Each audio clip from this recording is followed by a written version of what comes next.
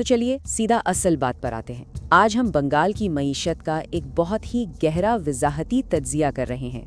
سوچئے، ایک وقت تھا جب اس خطے کے معاشی ماڈل نے سنگاپور کے بانی تک کو متاثر کیا تھا، لیکن آج حقیقت بالکل مختلف ہے۔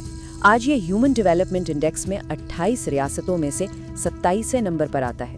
آخر یہ سفر شروع کہاں سے ہوا اور یہاں تک پہنچا کیسے؟ بس یہی آج ہماری اس گفتگو کا بنیادی موضوع ہے۔ اس تجزیے کو ہم نے ان مختلف حصوں میں بانٹا ہے۔ پہلا، سنہرا معاشیتی دور، پھر دیکھیں گے صنعتی زوال کا آغاز، اس کے بعد تعلیم اور ذہنی صلاحیتوں کا انقلاب، پھر قیادت میں تبدیلی، جدید معاشیتی حقیقت اور آخر میں فلاحی منصوبے بامقابلہ صنعتی ترقی۔ تو شروعات کرتے ہیں پہلے حصے سے، یعنی سنہرا معاشی دور۔ یہاں ہم اس عظیم صنعتی بنیاد کا تجزیہ کریں گے جو کبھی اس خطے کی پہچان تھی۔ ذرا اس نمبر پہ غور کریں، 27%۔ جب 1947 میں ہندوستان آزاد ہوا تو یہ علاقہ ملک کی سب سے زیادہ صنعتی طور پر ترقی یافتہ ریاست تھی۔ پورے ملک کا 27% صنعتی آؤٹ پٹ اکیلا یہاں سے نکلتا تھا۔ ٹاٹا، باٹا، ITC ان جیسی تمام بڑی کمپنیوں کی مینوفیکچرنگ کا اصل مرکز یہی جگہ تھی۔ اور اگر تھوڑا اور پیچھے جائیں تو تاریخی غلبہ اور بھی حیران کن ہے۔ 17ویں صدی میں یہ خطہ ایشیا کا 80% کچا ریشم پیدا کرتا تھا۔ عالمی GDP میں اس کا حصہ 12% تھا۔ یہ وہ دور تھا جب اس علاقے کو مصر سے بھی زیادہ خوشحال مانا جاتا تھا، اور یہاں کے جہاز ساز اتنے ماہر تھے کہ برطانوی نیوی تک اپنے جہاز بنانے کے لیے یہاں کے ڈیزائنز کی نقل کرتی تھی۔ سچ میں کمال کی بات ہے۔ لیکن پھر حالات بدلے۔ آتے ہیں اپنے دوسرے حصے کی طرف، صنعتی زوال کا آغاز۔ دیکھتے ہیں کہ مینوفیکچرنگ میں آخر یہ تعطل کیسے آیا۔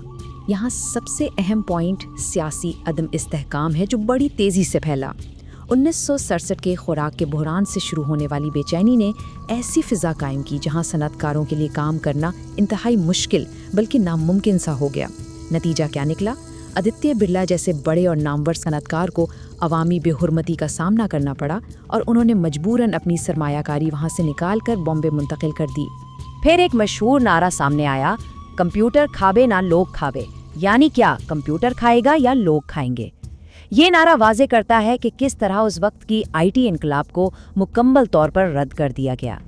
سیاسی نظریے کی وجہ سے حکومت نے بھارت کا IT ہب بننے کی ایک بہترین پیشکش ٹھکرا دی، اور اس کا فائدہ کس کو ہوا؟ بنگلور نے بازی مار لی اور IT کا تاج پہن لیا۔ 1980 کی دہائی تک آتے آتے حالات اس قدر خراب ہو گئے کہ ریاست میں ہر سال اوسطاً 100 سے زیادہ ہڑتالیں ہونے لگیں۔ ایک انتہا پسند ٹریڈ یونین کلچر پروان چڑھا۔ اس ماحول کی وجہ سے کئی اہم اور بڑی انجینئرنگ کمپنیوں کو اپنے دروازے ہمیشہ کے لیے بند کرنے پڑ گئے۔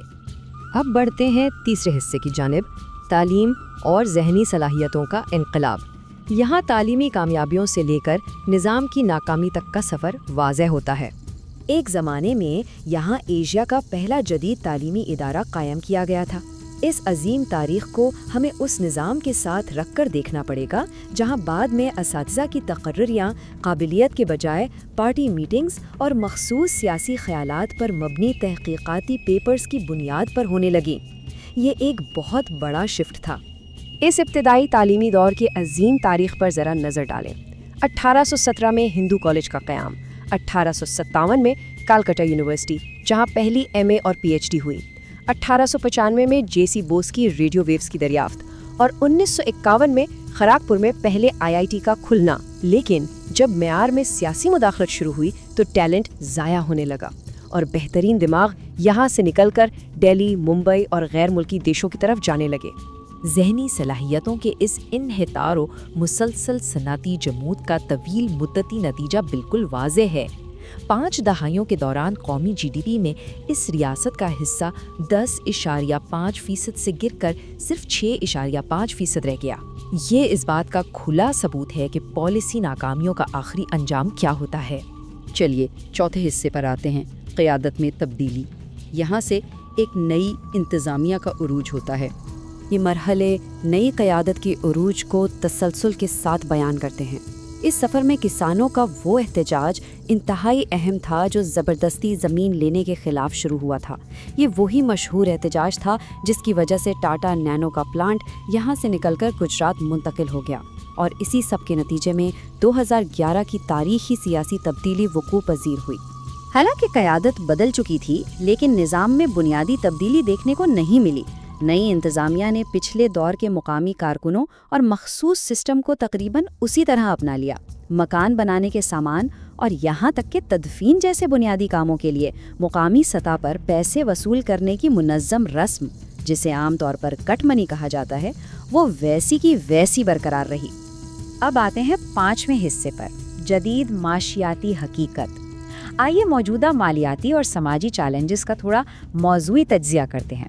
جدید معیشتی بحران ان سنگین اعداد و شمار سے بالکل کھل کر سامنے آتا ہے۔ ساردا پونزی اسکیم کو ہی لے لیں، جس نے 1.7 ملین لوگوں کو متاثر کیا۔ پھر SCE بھرتی گھوٹالہ، جہاں 25,000 سے زیادہ اساتذہ کو فارغ کیا گیا، 28,000 سے زیادہ تاریخی قتل کے واقعات، اور غربت کی ایسی حالت جہاں قومی سطح کے 4 لاکھ بھکاریوں میں سے 1 لاکھ تو اکیلی اس ریاست میں پائے جاتے ہیں۔ اور یہاں ایک عجیب سا تضاد سامنے آتا ہے۔ سندیش خالی اور RG کار میڈیکل کالج کے المناک واقعات کے دوران قیادت کا دوہرا معیار دیکھا گیا۔ خواتین کو طاقتور بنانے کا دعویٰ کرنے والوں کی طرف سے اچانک رات کو باہر نہ نکلنے جیسی ہدایت آئی۔ ظاہر ہے اس پر اساتذہ، طلباء اور عام عوام کی جانب سے شدید مزاحمت اور رد عمل سامنے آنا ہی تھا۔ آخر میں ہمارے 6 حصے کی طرف بڑھتے ہیں، فلاحی منصوبے بمقابلہ صنعتی ترقی۔ دیکھتے ہیں کہ ایک سست معیشت میں کیش پر مبنی حکمت عملی کیسے کام کرتی ہے۔